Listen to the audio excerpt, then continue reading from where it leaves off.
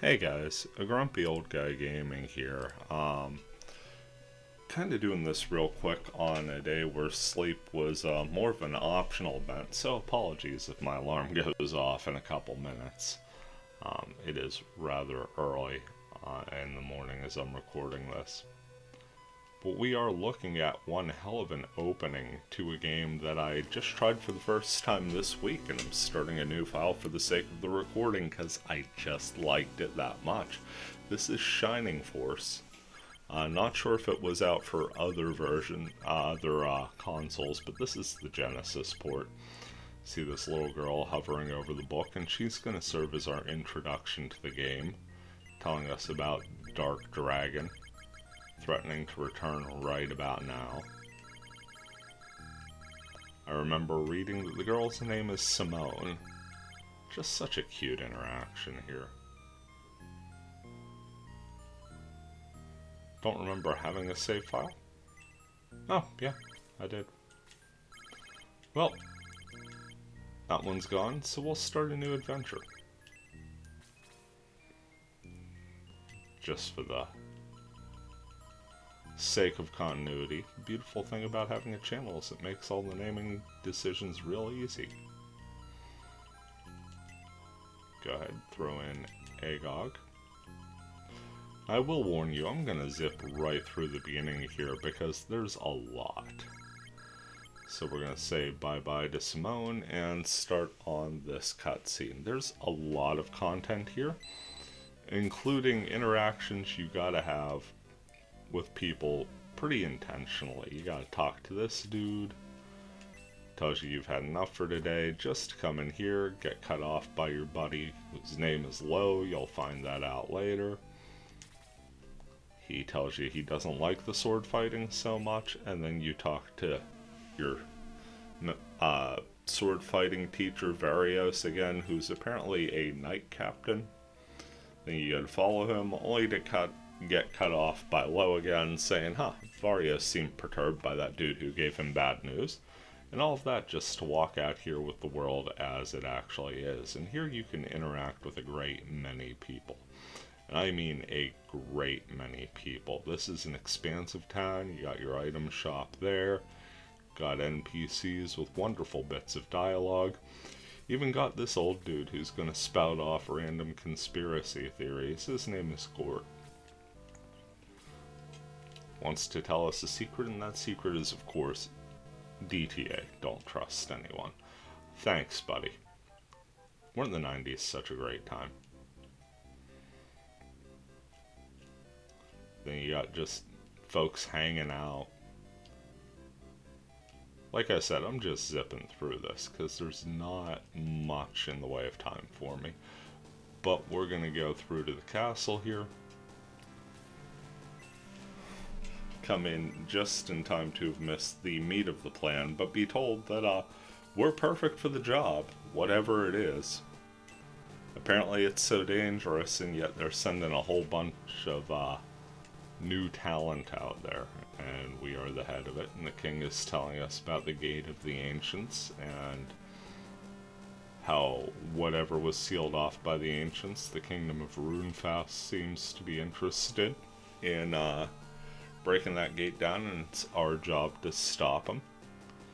So we're gonna go in all under the radar with a bunch of unproven rookie warriors. By a bunch, I mean these folks too. Nova, who was the little bearded fish man over there that believes in us, sends them to help us, because us on our own, that's just a suicide mission. So this is Luke the warrior. He's going to help us out as a frontline combatant, as is Ken the knight. This is Tao the apprentice mage. She'll be cast in fire for us. And this is Hans the archer, who does not want to be put in the front lines. Okay? I like that they all have their little personalities, and I really like that they give the gameplay hints, although Hans really, really goes out of his way to remind you that he doesn't like, taking damage. And here's our buddy Lo from the chapel to remind us that he's coming as well, so Lo joins the Shining Force, and that gives us a healer. Nova, the bearded fishman I told you about, says, now that you're all together, after I just told them to catch up to you, you gotta go talk to the king. Which we, of course, will do. Come back up here. And when talking to the king, we get 100 coins. And money is nice. Told a cart will take us to the Gate of the Ancients. Varios believes in us. Chancellor guy does not. Which is fair. Because we're like 10. Like, we're a bunch of rubes here. Gonna give it a shot, though. Gonna come down here, and the guards go to stop us, and they're like, oh, but wait, you're the nobodies who were sent on the suicide mission. Have at. Cart takes us right to the gate. Now we're talking, we're like, goblins, we can take them. There's the Rune Knight, he's sort of the boss for this stage. As you can see, he's a centaur, much like Ken in the Knights of Guardiana. Get a random earthquake after a little bit of banter.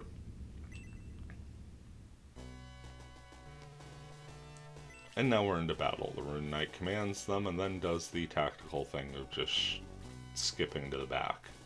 So if you remember, back in the day, if you're familiar with the channel, I did a bunch of content for Final Fantasy Tactics. I actually did a series called .hack Tactics. Turn-based tactical style games, while they aren't always my jam, could be a great deal of fun, and this is one of those that I find hits that sweet spot. Lets you do the things without being overwhelmingly, like, bogged down in itself. Just real simple menu system. Took me a minute to get back into the, swing of Genesis controls, but after that we were good to go. Just going to move my front line up here, have things stabilized in a neat orderly pattern. And instantly have that go to hell because Hans is up next. So I'm going to stop right here. Let Hans attack at a range. As you can see, his bow reaches 2 squares out. Get a nice little animation. Strikes the first blow for a mighty 7 damage and picks up 18 experience. Good to see. Now we're going to move up and do our best to take this wounded goblin out. Time for Agog's time to shine, cape flowing in the wind, and sure enough, 7 points of damage, more than enough to do it. We're going to gain 45 experience, I guess you get a bonus for the kill, and earn the party 12 coins. Now it's Tao's turn. Have Tao cast her magic. Toast this goblin up a little bit with a level 1 blaze. Everybody's hitting for 7, that's a good sign. Lowe's our healer. Don't really want to get him involved in the front line. Mainly because his damage is crap and he'd be taking up a spot, as terrible as that is.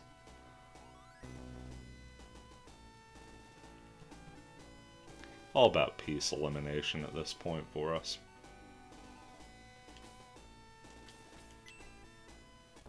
Let's go ahead and attack the wounded goblin with Ken. Solid kill. Hits 5 on the dot, gets 45 experience and 12 coins. And just like that, we are +2 in the old exchange. Get Luke into position. We've actually managed to keep our line pretty good integrity. Just gonna have Tao stay there as we don't want to burn all that magic up right away. Actually gonna have Ken attack from the corner here, because the spear will let him do that. Now we have a wounded goblin standing in front of our frontline combatants.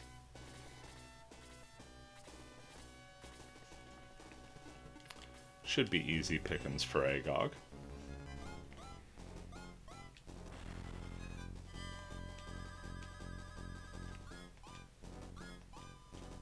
And just like that, the first 3 goblins already finished off.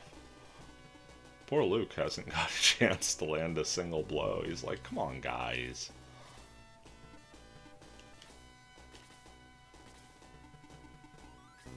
Just making things difficult for the goblins. One does swing up and hit Agog for 4 points. Ooh, strikes twice. That's 8.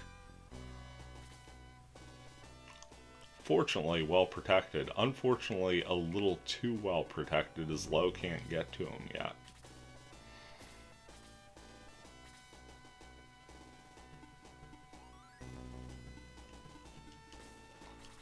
Again, saving Tao's magic for later, because the MP not infinite at low levels.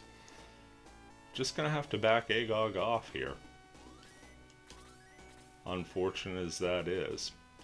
So we'll move Ken into the attack position. You can see, go after either goblin that's in range. You can fire over enemies. Gets that 6 into the lead goblin. Now it's time for Low's time to shine, because we're the shining force. I know that wasn't funny, but you're going to deal with it. Timely healing gets Agog back up to full. Gives Low 14 experience, just not nearly enough for the value of the heal. But healing vastly underrated by games of the 90s, apparently. Ken suffers 2 points of damage, but he's a tanky fella, half horse, half suit of armor, apparently. Move Luke into position.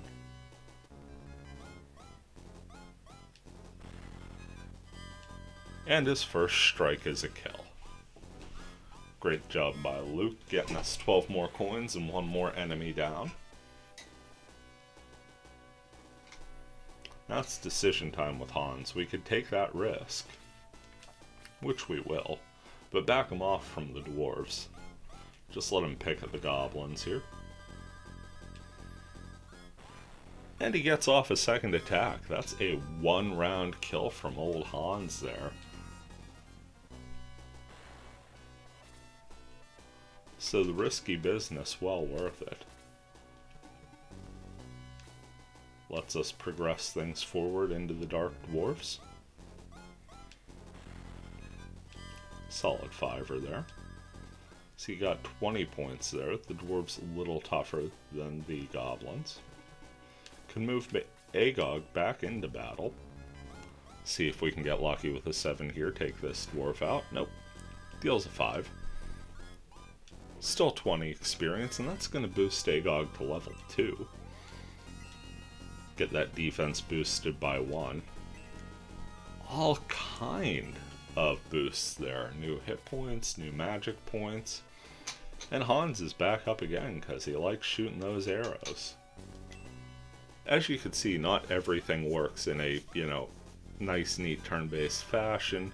Seems initiative in this game is randomly generated.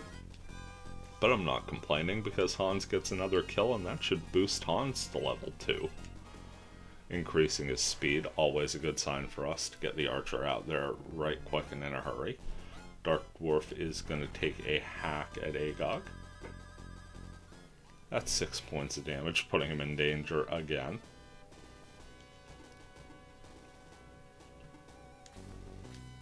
Again, because we could attack from the diagonal, Ken's able to just swing up to the dwarf, deal 4 points of damage.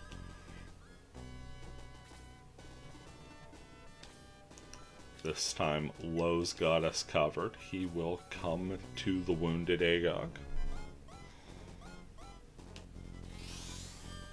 Unfortunately, that's 2 of our heals down already, and he's only got 1 more in the tank.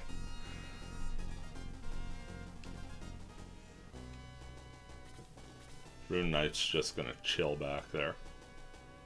Let's do what we gotta. Just gonna keep Tao where she's at, and just gonna keep Hans picking away. Hits for 5.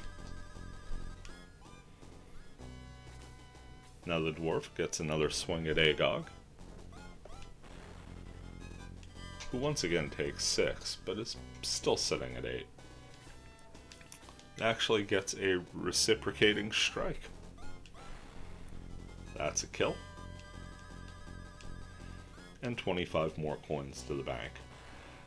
Now the enemy is just down to the Rune Knight.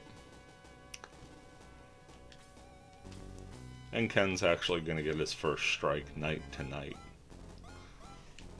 See a little centaur combat there. 5 points to the better for us. And Ken's up to level 2. Excellent news. Now get Luke up there. Rune Knight heavily outnumbered.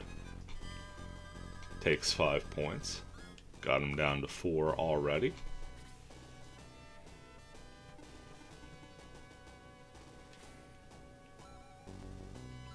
Get low up, and we'll have him just stand pat, because you don't want to risk that already. Just keep things in a straight line here. Tau has the opportunity to cast Blaze at a range. See if she can't just finish this Rune Knight off before we get too deep here. And there you go, kill shot for Tau. 6 points, and just like that, the Rune Knight is defeated and the combat is finished. Says we've won here, but Lord Cain of Runefaust is even now attacking Guardiana. That's terrible news. I mean, fortunately, we are kind of the weakest warriors, so you'd think they would be fine. And yet, Nova out of nowhere tells us if that creature spoke truly, we must return to help defend Guardiana. I guess he drove the cart? Either way, very charming game. As you could see, there's our Shining Force. Like I said, this is the kind of thing I really want to come back to on stream. And I'm gonna finish things here as much as I can. And then I am going to close things down. In the meantime, this has been a Grumpy Old Guy Gaming. Thanking you for watching, saying take care, and we'll see you around.